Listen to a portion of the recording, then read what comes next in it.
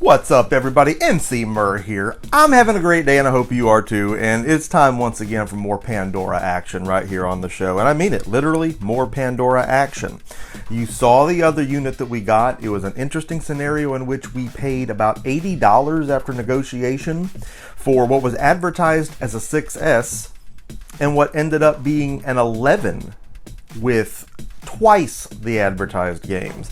They were talking about 1,500 games. There were literally over 3,000 on that unit. Fantastic things on that unit. We're not done looking at that unit, but there's another unit here. If you remember, I was talking about the first unit being lost in the mail. At one point, I thought it wasn't going to get here. I wanted to do a video on these, so we ordered another one, but they both inevitably showed up. I didn't want to return this one after finding out what I found out about the other one. Is this different than advertised? I don't know.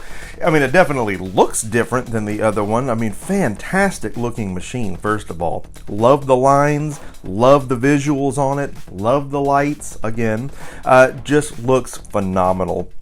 And it's not going to hurt to have more than one of these things, because we're going to want to customize at least one of these as we go on this series. We want to add to them and, see what we can do with this. We got to get versed in the whole world of Pandora. I'm new to the scene here as far as actually messing with these things. But the biggest curiosity, and again, how we get into the buyer's guide portion of this, is how you can get something and it be completely different than what's advertised, and in a good way. Generally, you get something that's not as described, it's a bad thing, but we literally got double the bounce to the ounce out of the last machine. So I had the option to return this one, I just didn't, because it's like, well, what are we going to get here? Let's talk about what we are supposed to get here. This was advertised as a 9S 3D unit. So why that's important is if it's able to emulate more 3D programs, well, we definitely know we're going to have a different build here in some way, shape, or form. And there wasn't a lot of 3D stuff that I even saw on the last unit. Not that we're totally done touring it, but this has been described as having 135 3D titles. Probably a lot more advanced emulation. But if it's a 9S by the numbers, is it greater than or less than the 11 in terms of that function specifically? I don't know. We know that the 12 is a 3D unit. I've been seeing reviews floating around for those. So again, the question is, that was a 6, showed up as an 11. Is this a 9 and shows up as a 12? I don't know. I'm just speculating, but we know it's different. The fact that it's going to be a different build altogether is enough to make me want to take a look at it right away. So whatever it is, I'm sure it's going to be cool. Again, talking about the negotiation side of things, you got to make sure you make an offer on these. This was listed at about $135, which that's still a great deal for what you're getting. But I came in low at $100 even, free shipping, and boom, they took it. No questions asked. So for only $20 more than the last unit, we may potentially be getting more than what the last unit was offering us. We won't know till we plug it up and really start jamming on it. I'm interested to see the build specifically and any games that we might have gotten with this that we didn't get on the other one. And there's other questions we have from the last episode that we may be able to answer better after this one. Just neat things going on. But without further ado, let's get this thing hooked up. Let's look at the build, let's tour some of the games, let's see what this unit at only $100 is capable of. All right, here we are. So this is definitely a different build, it's a different layout altogether. Pandora 3D RRTV. So no number designation here. The last one was clearly an 11, it said it was. Is this a 9? Is this a 12? I don't know. I guess we'll find out. We have 265 pages of games, so that's consistent with what we saw. We're actually getting the exact amount of games advertised. So perhaps this is a 9, but right away what I'm seeing is games that we definitely did not have on the other unit. We're seeing Tekken 5, Tekken 6. I see WWE All-Stars. Let's take a look at some of these. These screens look really fuzzy for some reason, and then we have this message at the top that doesn't seem to want to go away. The game looks good though. tips can be turned off in game settings. Well, we may need to do that. I mean, this looks good. Ronka. So the fact that it's running a game like this, we're talking about, you know, Xbox 360, PS3 era titles here, definitely was not seeing any of this on the last unit. Now, whether it's, you know, running as good as it could be, I don't know. We got a little bit of glitching and flashing in some of the animation there. I'm sure we would not be seeing that on the 360 versions. Yeah, I've played Tekken 6 on 360, so. But the fact that it's running this, yeah, that's interesting. We just got to get that message off the screen. So here under the game settings, I'm guessing this game notice is that message bar up there for the tips. And you know, maybe that's helpful at some point, but for the sake of getting a better look at these, we're going to go ahead and disable that. And we're going to go with that. I see WWE All-Stars on here. Again, another 360 PS3 era game. Let's see how it runs on here.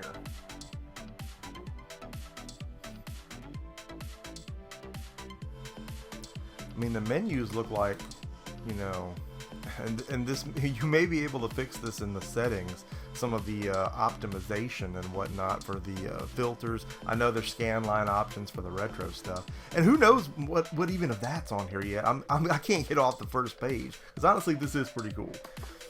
Let's take a look at a match on this and just see what it looks like. The menus are fuzzy, but overall the games look good. Of course, we're going with the Hulkster. And oh yeah, here we go. We're gonna beat him senseless. Let's do it. It's tough to say how effective any of these versions of these games on here are gonna be, or how effectively they'll be emulated. Let's take a look right now. Look at Hulk pumping him up.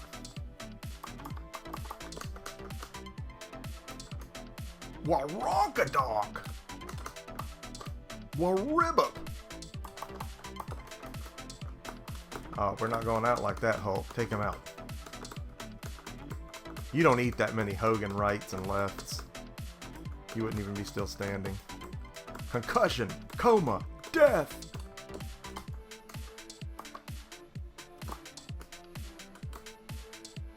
Waronkadonk. I mean, this looks pretty good, man. I gotta say, this is alright. I mean, to have this on an arcade stick, I definitely was not expecting this.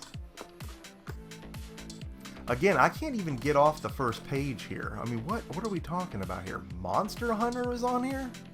We're going to play Monster Hunter on an arcade stick. Alright.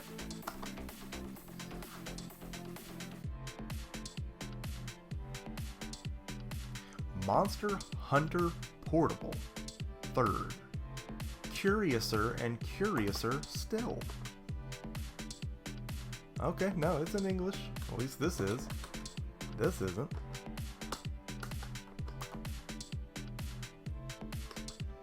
Really?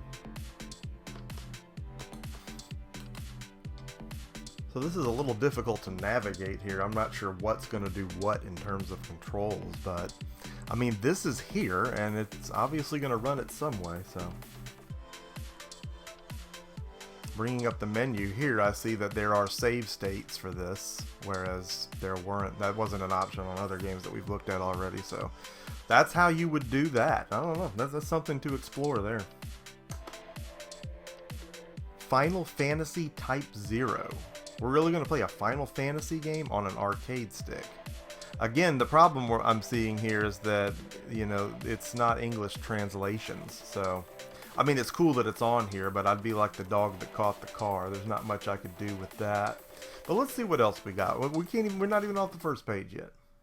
So we're seeing a number of 360 PS3 era games on this thing, and now we're getting into, what is it, NBA 06? I guess that was cross-gen at that point? Because this looks good, and it actually raises another question we'll get to in just a moment, but let's take a look and see how this plays. The problem we're seeing with some of the other games on here, at least in terms of the RPG stuff, is they're not in English, and maybe there's a way in-game to change that, but obviously I can't read any of that to do it, so. And it's on English in the settings. Now, if I remember correctly, this game was not that great. I remember playing this on PS2, I want to say. So let's just get into a game and see how it handles.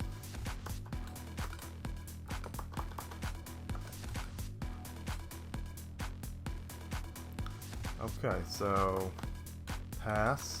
Alright, so the stick is not moving me.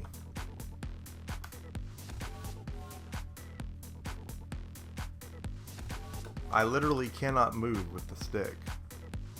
So, as far as what I'm supposed to do here, I have no idea. I mean, I can make him do stuff, but there's literally no movement. Let's check out some Pro Evo Soccer here and see if we can move those around. Alright, so yeah, we're moving here. Not very gracefully. There's kind of a delay in it. But he's moving. Come on, no. Come on, no. So, I mean, you can't read this, but at least it's playable. Again, I would have to figure out by looking at playthroughs of these specific games, maybe on somebody else's video, to see where you would go to change the language in-game. Because if that can be done, well, then game on. So we're going to the search. The question we were asked a lot in the comments of the last video was, where is NBA Jam? And for the people that had it on their respective machines, why did it not run right? Now, looking right here, immediately, here it is, okay? And we have NBA Live 99, interesting. We got NFL Blitz, but yeah, it says it's on here. Let's see if this is actually what it says it is.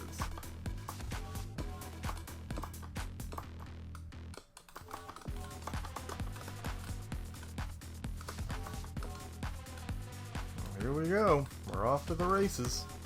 Not sure of the controls just yet, but we'll get them. But the fact is, it's here, and it looks like it's playing okay. And I think it was either lag or just lack of control, or you know, that ended up being the problem. Whoa! I didn't mean for him to shoot it there. But yeah, people that had this said it didn't run right. And people that didn't have it wanted to know why. So again, if the 11 can't run this because it's, you know, not set up for, you know, the 3D emulation required to run a program like this, then that's why. But then how is the 9? Again, I'm very green at this. I'm trying to figure out what's what here.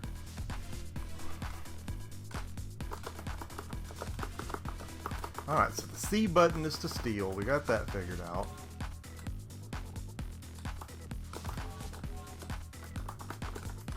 Still trying to get a handle on jamming it in there, though.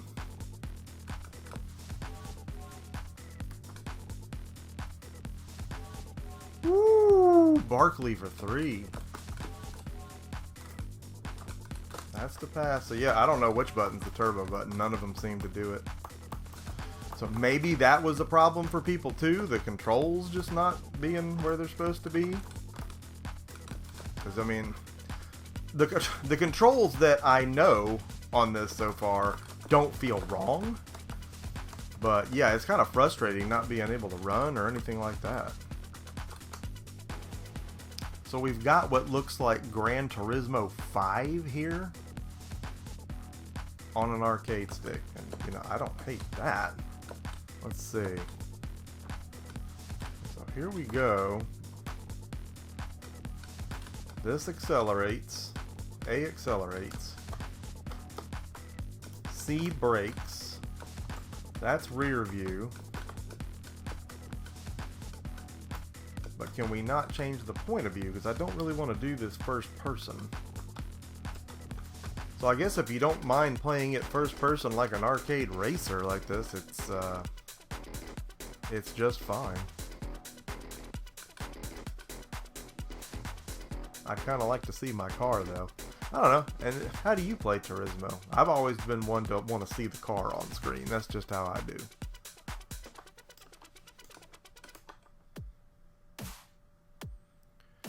So we got a Bleach fighter here. Or he may, of course. Let's fight it up. This might be fun. Ichigo, let's do it.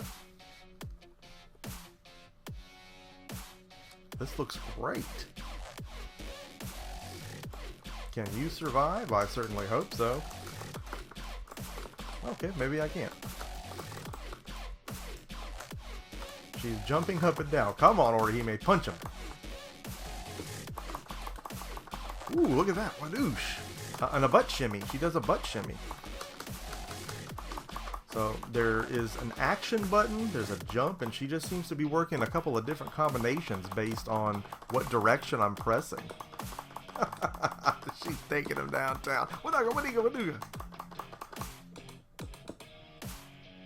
It looks like we've got some Dreamcast stuff on here, which, I mean, those logos were present in the advertising. Again, take it or leave any of this stuff on here. It's just like, what? Just that it's on here is neat to look at. You know, where else are you going to see stuff like this?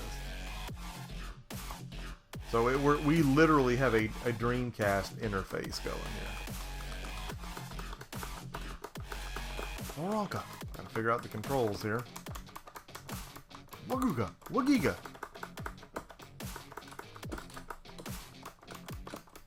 Oh, great arm drag. Went for a donkey kick there that didn't land. KO. Pretty sweet, man. We got N64 stuff on here. Quite a bit of it. That probably makes up a decent amount of the offering on here. It looks like they have a lot.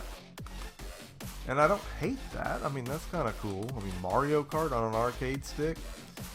Let's see what that looks like. Alright, so none of these seem to be hopping. Wait, no, there we go.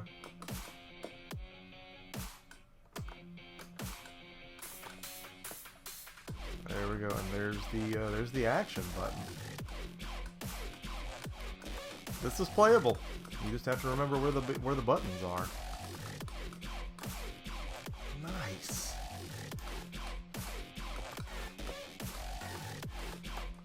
Eat it, Yosh.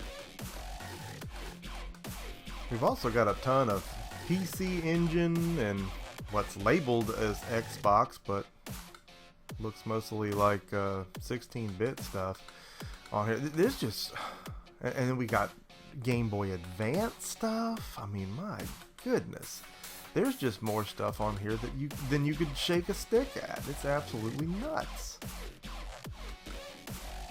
And so any of these games that you could change the language of in-game, and you know, I'd have to look to see where that was, not being able to read what's on screen, but I imagine would still be playable, so that may be a little bit of a pain, but you know, I guess a small price to pay to have all this stuff in one place. What is going on here? Oh my goodness, there's just all kind of stuff. Yeah, we got Famicom stuff. Everything's designated, and it may or may not be what it says it is, but my goodness, so much to look at, and there's absolutely no way that we're going to get through all of it in this episode. Well, that's it. There you have it. I mean, I gotta say, even for 100, I'm happy with what we got here. It was different. It had some things we hadn't already seen. Now we have an extra one of these to kind of mess with and customize, and I think that's great. We know that it looks different and it looks great all at the same time.